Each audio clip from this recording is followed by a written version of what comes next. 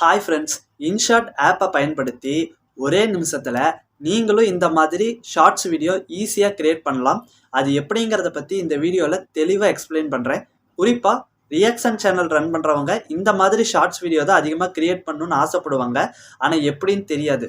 InShot ஆப்பில் ஒரே நிமிஷத்தில் ரொம்ப சிம்பிளாக இதை க்ரியேட் பண்ணலாம். அது எப்படிங்கிறத இந்த வீடியோவில் எக்ஸ்பிளைன் பண்ணுறேன்.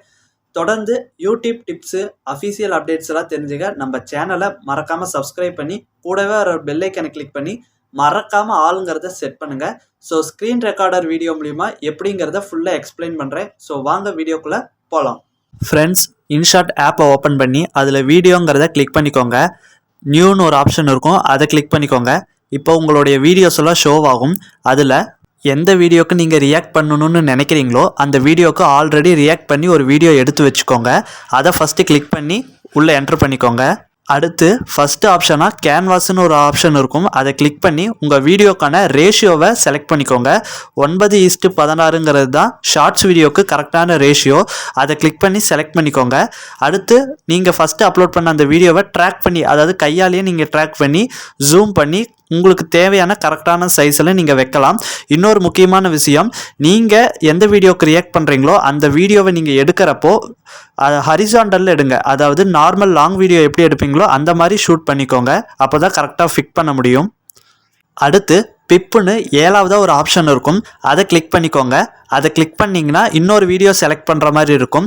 அப்போது நீங்கள் எந்த வீடியோக்கு ரியாக்ட் பண்ணணும்னு நினைக்கிறீங்களோ அந்த ஷார்ட்ஸ் வீடியோவை எடுத்துக்கோங்க. ஸோ அது எடுத்தீங்கன்னா இங்கே மேலே வந்துடும்.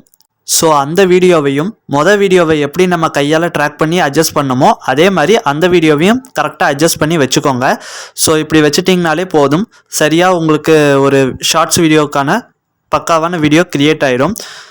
ஸோ இன்னும் கொஞ்சம் அட்ஜஸ்ட் பண்ணிக்கிறேன். அட்ஜஸ்ட் பண்ணி நீங்கள் இப்படி உங்களுக்கு எப்படி தேவையோ அது மாதிரி நீங்கள் அட்ஜஸ்ட் பண்ணிக்கலாம்.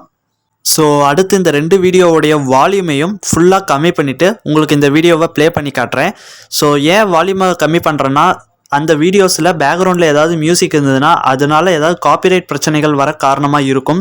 ஸோ அதனால் 2 வீடியோஸோடைய வால்யூமையும் ஃபுல்லாக கம்மி பண்ணிட்டேன் இப்போது.